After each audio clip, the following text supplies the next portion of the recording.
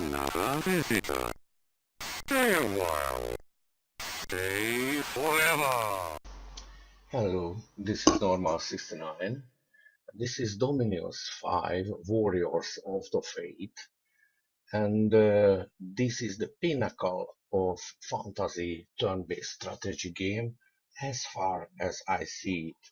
If you know the old game, really old game, I think it ran on MS-DOS called Masters of Magic, then this should be your choice. If you haven't liked really the Heroes of Might and Magic, any part of that series, because it seemed to be off a bit, this is your choice. This should be your choice, in my opinion, and in parentheses, I always uphold the right to say stupid things because I'm dumb. So that's cleared. Let's see the options in reverse. Quits the game. Not such a big deal, you can understand that. Preferences, we have a lot of choices and everything has a tooltip, as you can see. Graphics, only the most important parts. 3D, of course, yes, I don't know what are you talking about. And sound, like music and sound, and the music is rather beautiful. I don't think we could hear it in the main menu, but yes. So it has a great choice of calm and combat music. For me, it seems to be like Greek and Irish persons are singing together.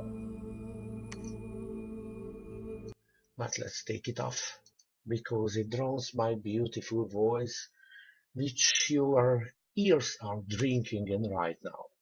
We have mods. The good thing about mods, they can modify anything in this really complicated game, and they are simple txt files. So you just open up a txt file, write some characters, some text, and there is the mod. Simplicity in itself. Tools and manuals. We can open directories, see manuals and videos. There is a random map creator, so don't be alarmed if you can see only 3 or 4 pre-generated maps,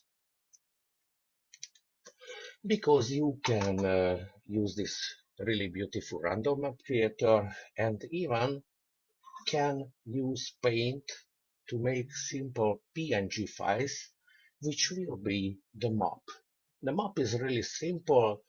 There are countries and borders around, and it runs a long time, but maybe I should show it. So, random map creator should be wrapped around or not, how many provinces, cave percentage, mountain percentage. Let's see. Mountains are preventing units moving through, except I think flying ones. Let be caves, a great feature here. I don't know what are you talking about.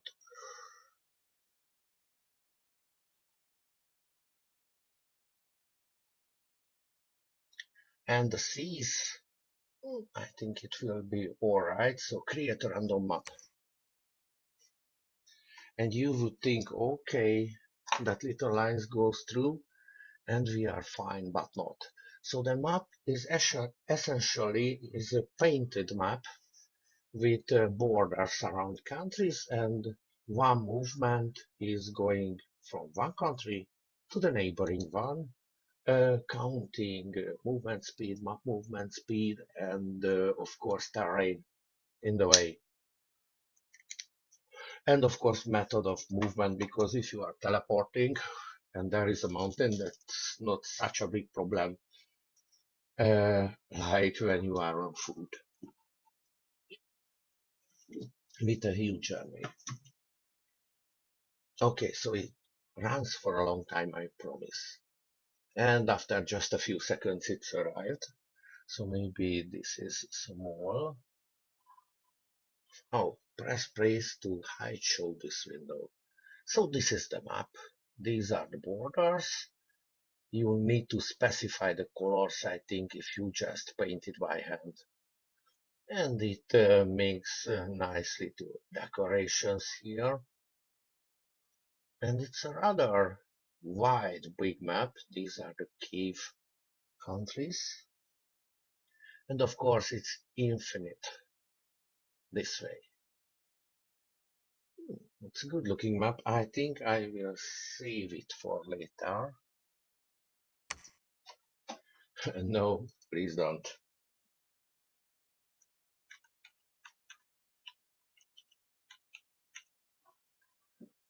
Let's do it like this.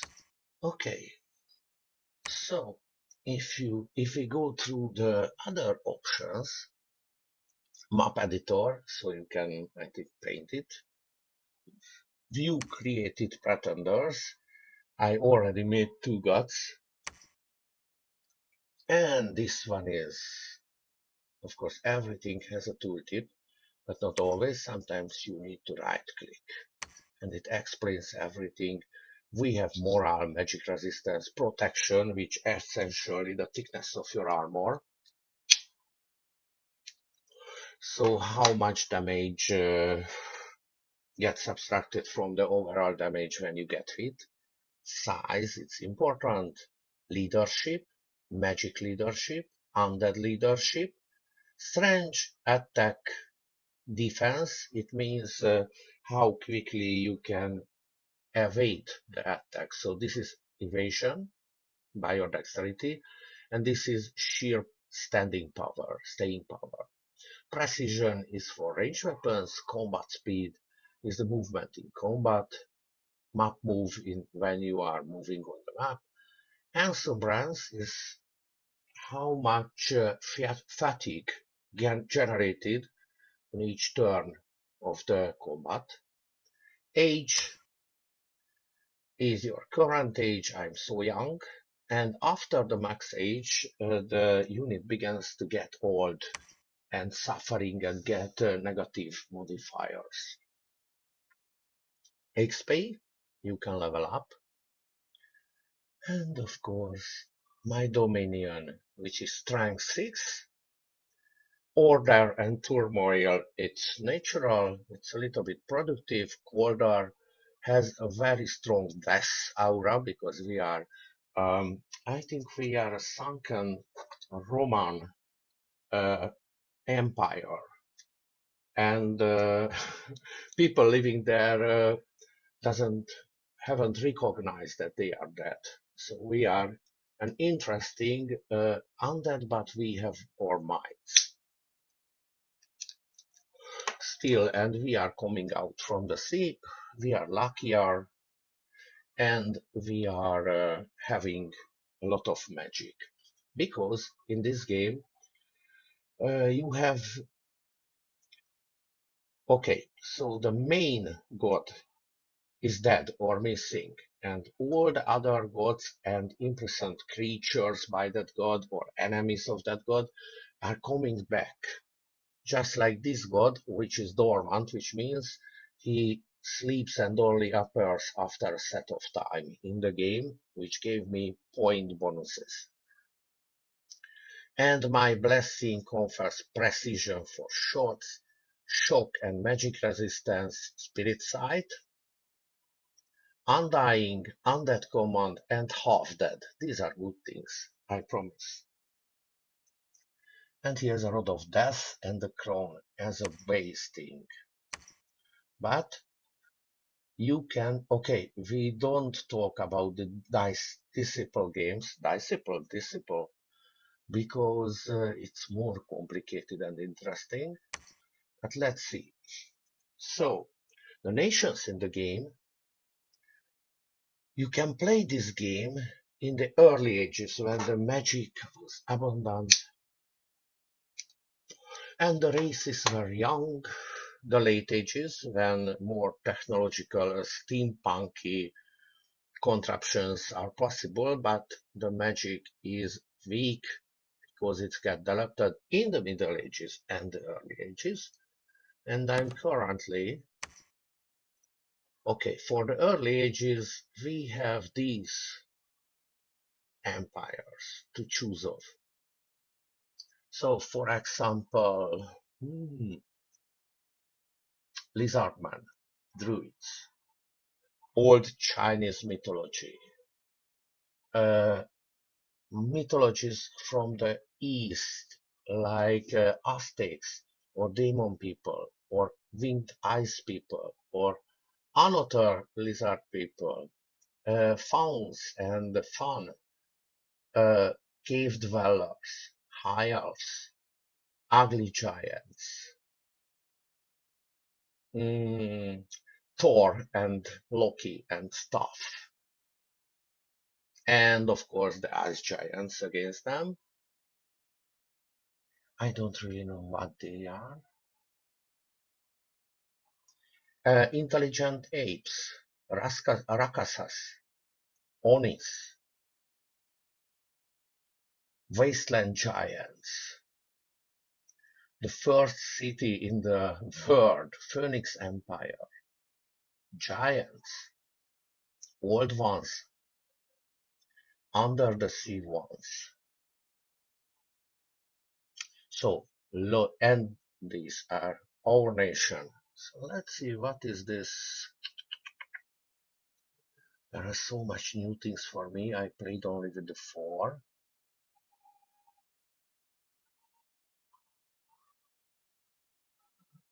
Yes, Sons of Heaven. What could it mean? And they have backstories.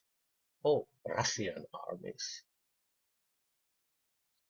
So they have thunder priests, air magic, with the possible chance of other magic. As you can see, this is not an uncomplicated game. And you need for your units to be under commanders. If the commander root or killed, they will fail the morale check and root to flee away. Okay, everyone is a priest. He can cure and shape change to Verebeer. Okay. Oh, fire priestess. Fire air with a little nature mixed in. Wow, astral. Astral is really good for magic, if I can say that.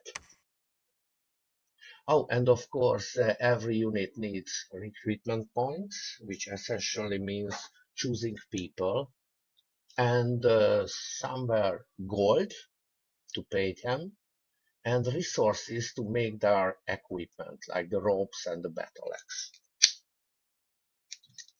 The higher value is your equipment, more resources it needs. And of course, it needs leadership points. I don't see that there. Fire, nature. Oh, they can have earth. I don't see any vertical and good mages here, but it seems to be that everybody is a little or more cold resistant, and you can get bonus points. Warrior, hunter, yes, he's passive. Maybe everyone is passive, no. Oh, and he can cure itself because he's a shapeshifter. Secret beer. And the stealthy berserker, which is a nice opposition. We get air and nature gems, nature and astral spells. These are required to make turn-based big magic in the strategic map. Fire, a lot of air,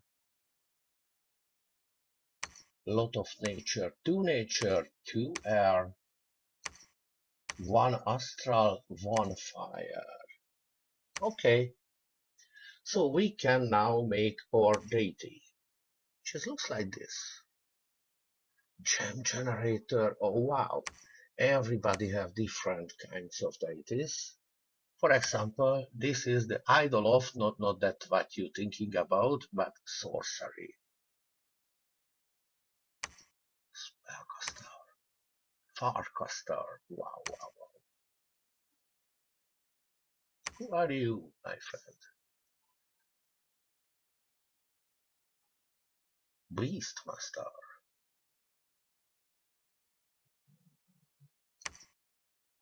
There are dragons who can shapeshift into men to be able to spellcast.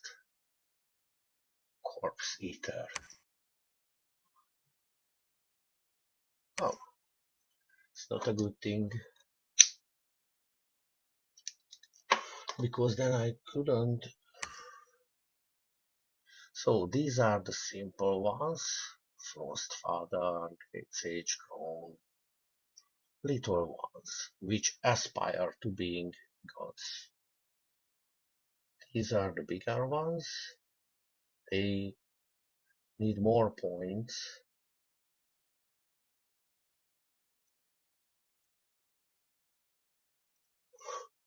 Keeper of the Bridge. So he likes to play cards.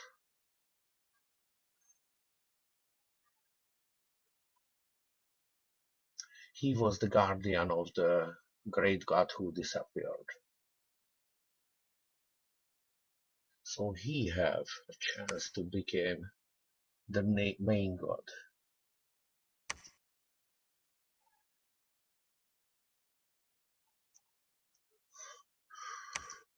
The gem generator is really good in the beginning of the game.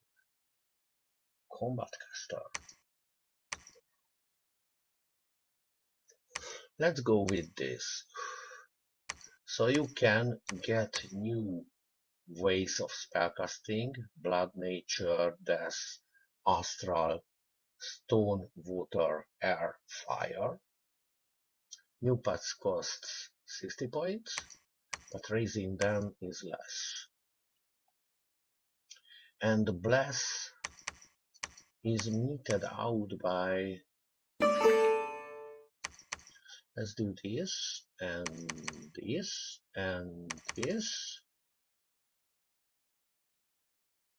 and we have enough air mages. I usually like to raise my strength of the beginning dominion and the spreading the dominion, because if your dominion disappears and your god is killed, then it couldn't be summoned back and you lose the game. So the enemy needs two things: kill your god, this main character, and erase all your fate, because there won't be any priests or believers who can summon you back. So essentially your main character is undying till the fate keeps up. Okay, it's good. And I can make her dormant, which gives me more points to play with. Which means around a year should pass in the game till your god appears, and imprisoned is 3 years, and you get bonus points for that. But let's see how game looks like. It's ugly. It will be ugly. Alright, here we are on the main map. This is the border of my fate. With right click you can choose the province. I have my beginning fortress here. No wonder it's the strongest with the most leaders around. I built here a fortress, and here, and here, and here. Oh no, this fortress was occupied by me and strengthened the fortifications. Alright. I already killed Ulm, who are the warriors of iron in this early age. Later they will get sniper rifles and heavy armor and things like that. Of course, fantasy-like ones, but they are the most technological race, I think, in this game, just like dwarves. Or you can make or download a mod for that.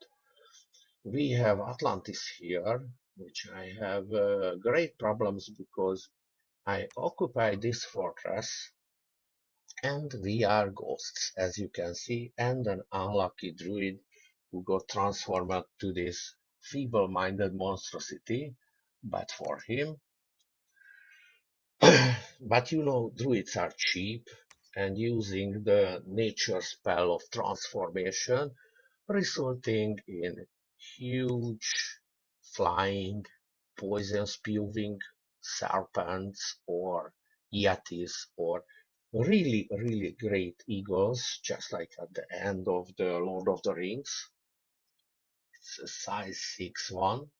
And a lot of other things we made here from simple druids because only 2 of them got so badly transformed around. No, I think you are the next wrongly transformed druid. He became a large ant. As you can see, it's small but larger than the usual ants. But sadly it's mindless, but it still can cast spells. So this druid wasn't so successful in his working. Okay, so the Yeti druid, which wasn't a druid but I won't tell, should forge this magic item, which gives +1 nature magic. Okay, and this druid should have, oh, we have 4 of them. You don't need to do that research back, please. So now the druid has level 2 nature mage isness. And now he can cast the ritual spell of transformation on himself. And sadly, if his hunts disappear, then this thistle may disappear with him too, just like in the case of this little ant.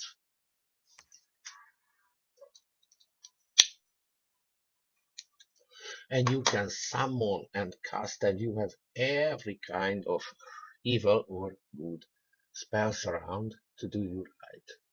So what happened in the previous turn? Enchantment is completed, so we have new spells. White Hunt, just because this problem, I casted the global spell of White Hunt, because we are here, where?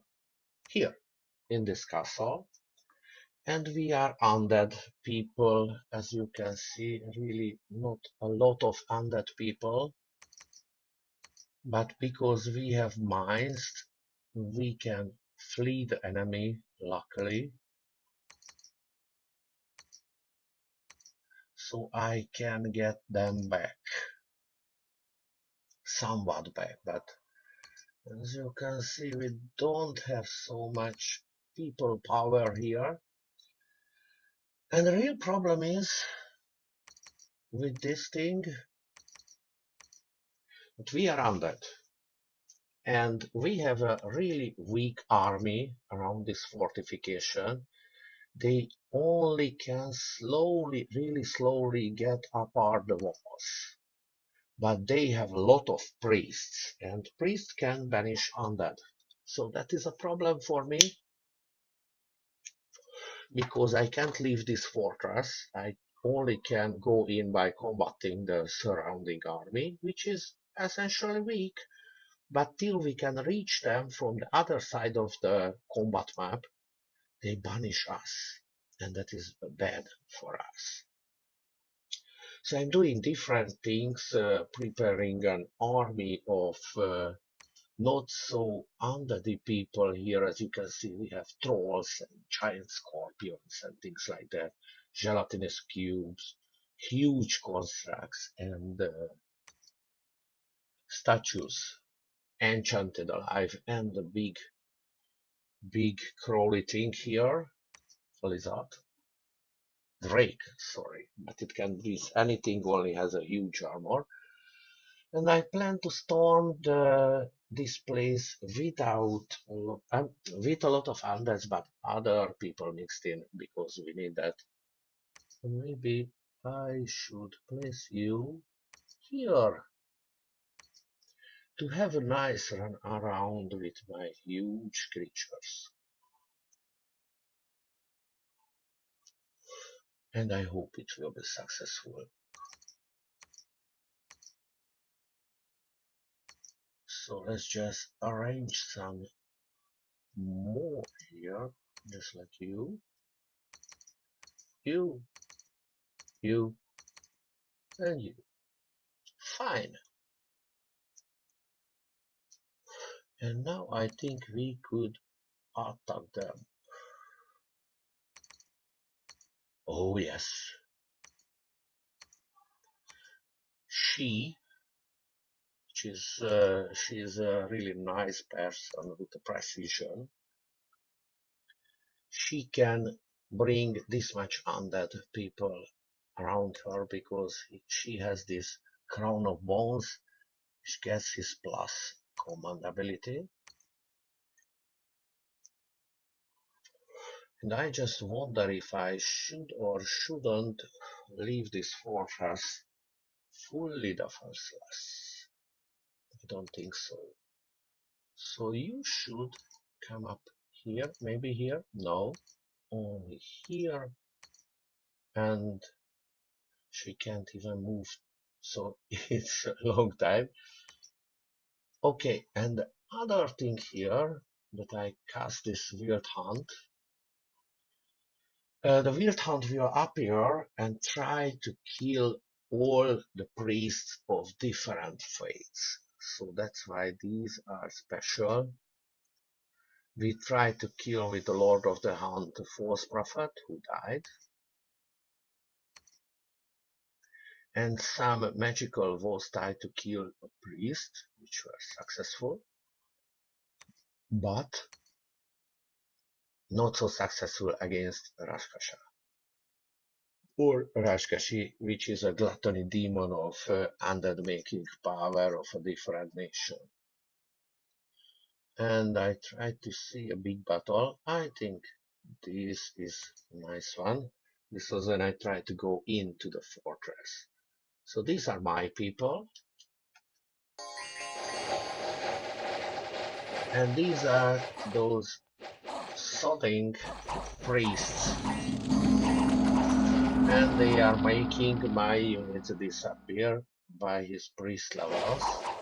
And we have also their god. If I can click on it, which I don't seem to be able. Okay, he's their god. Huge amount of HP, huge amount of size, huge amount of protection, huge amount of magic resistance. It's a combat god. It's called like that.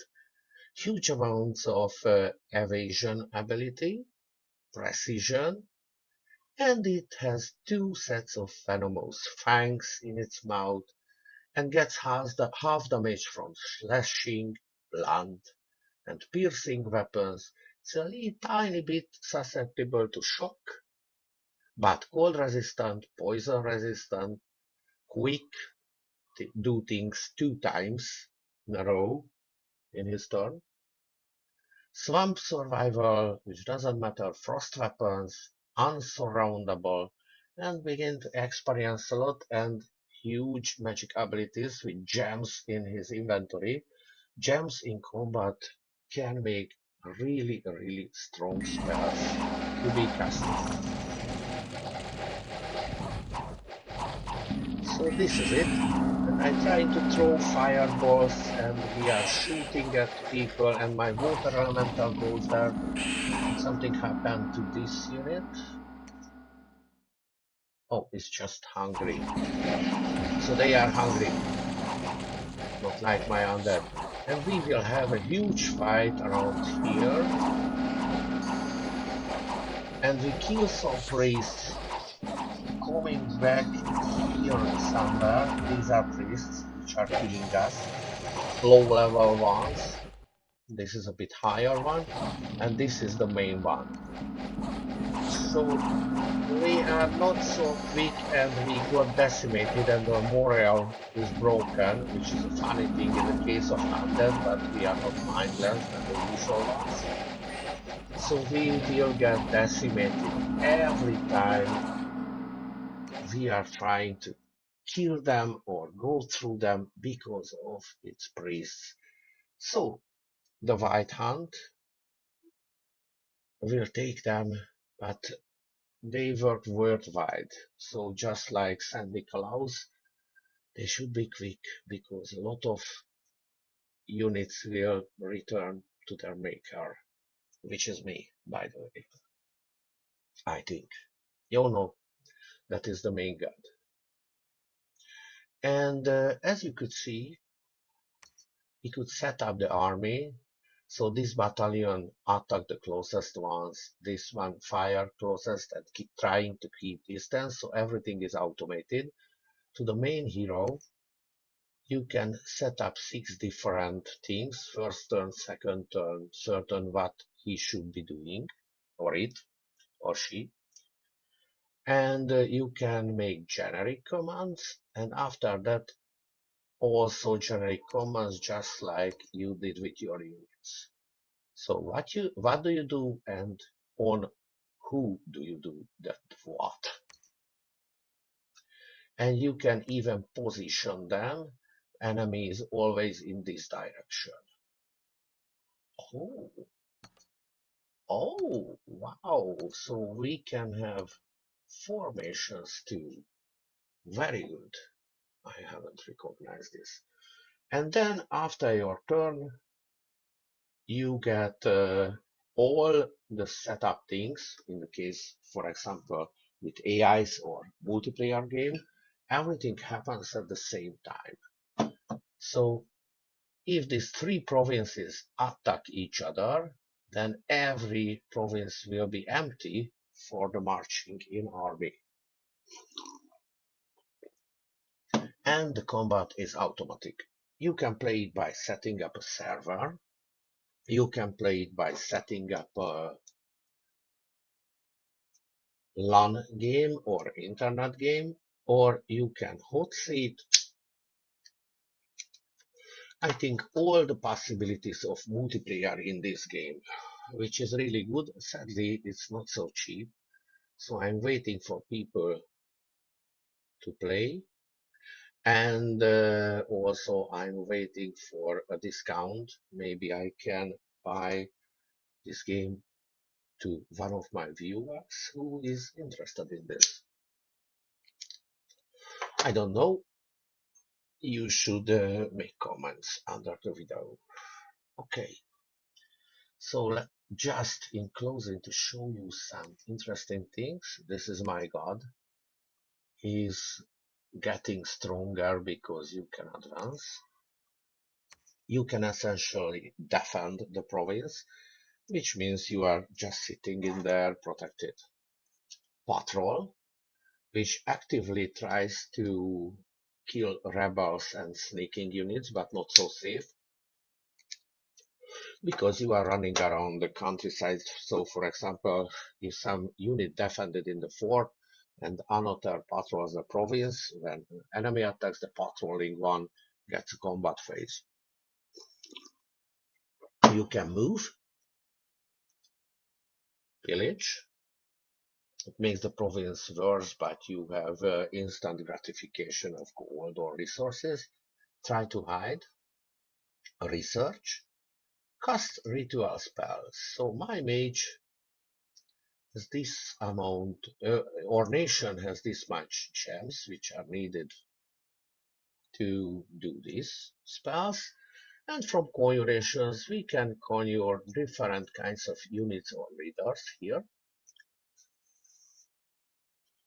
Alteration spells, evocation spells, construction spells, which contains magic items too, not only these units, or effects. Enchantment spells, thaumaturgy spells, and I haven't researched yet blood magic. That is a strong one, but it needs to your population needs to be shifted through and collect blood slaves, which are essentially the gems for this magic. And if I want to know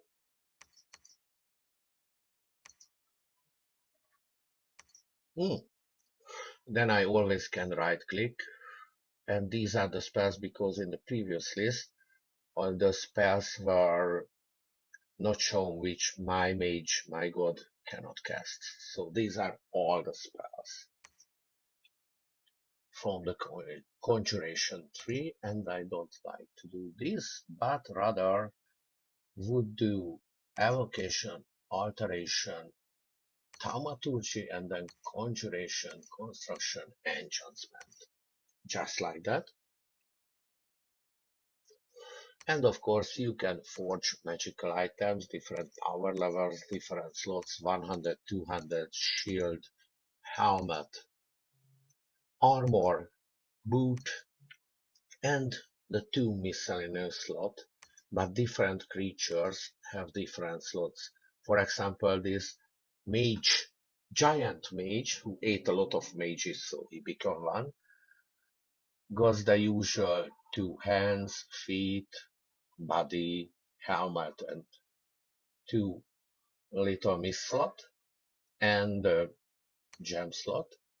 But if we look at end, he can have only 2 miscellaneous things. If we look at this flipper-handed one, she have everything except hands because those are 2 big flippers and things like that. Showing off more, you can do alchemy, which essentially you make one of the needed gems from 2 other gems. And the astral gems are the universal currency. So I can make a death gem from, or rather I could make a nature gem, 2 death gems, transform to an astral, and then I transform it to a nature gem, just like this. You can do empowerment, which essentially raises your level in that category of magic. And search for magic sites. The find is dependent of your magical strength. Blood hunt, this means what I described before, collecting blood slaves. And you can build temples, which are really important for your fate. Laboratory, without it you cannot transfer magic items, cannot cast spells, cannot make any magical unit in that province only. Of course, they are province dependent. And fortifications, which are essentially prohibits the enemy to suddenly conquer your province. You can set up a base defense, shows you what is the defense, usually are income, resources, supplies, because armies usually eat up supplies, but we have so much nature mages here that they make a lot more. That's why it's minus. Population, unrest, and corpses. Necromancers use these corpses to raise undead slaves or army. And of course, unrest is bad. This is my whole statistics. You can have different statistics, score graphs. I'm the white one. So my dominion is not so strong, but I'm killing the giants now. And this is because this is a Thrones of Ascension game. You can have different things to reach to win. For example, this many countries, full world domination, this many gold. And the Thrones of Ascension means there are randomly generated thrones around the world. And you can set up how much points of these thrones you need to win. I have a 2.1 here, and the giant has 1.1 conquered already. You need to conquer the province it's in, and then you need to go there by a high-level priest, your messiah or your god, and actively choose here from this menu that claim the site. And with this golden throne, which spreads my dominion, brings 200 gold per turn, and I can recruit this adept of golden order, which are really, really good researchers. But they are so old, sadly, that they will already arrive old and get different afflictions. So I have here one who's already casted on himself this spell, twice born. If he dies, he will return as an undead wight. So if he dies from old age, or I will send him to a combat as a sacrifice, he will retain all of his things, but he will be transformed into an undead monstrosity, which is nice because we are not racist people.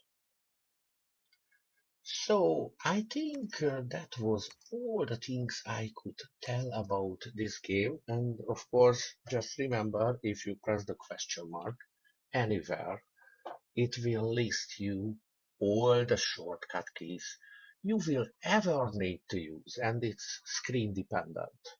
So for example, research screen, question mark, and it does nothing, because with right click you can have any information here.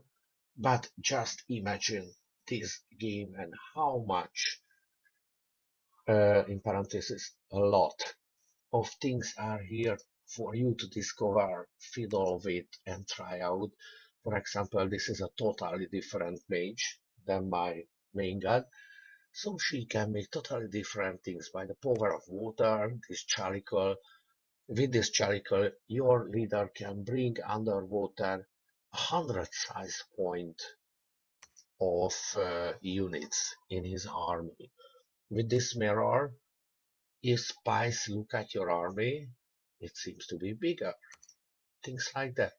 If you take out the commander eye and replace it with this gem, its precision will be greatly strengthened.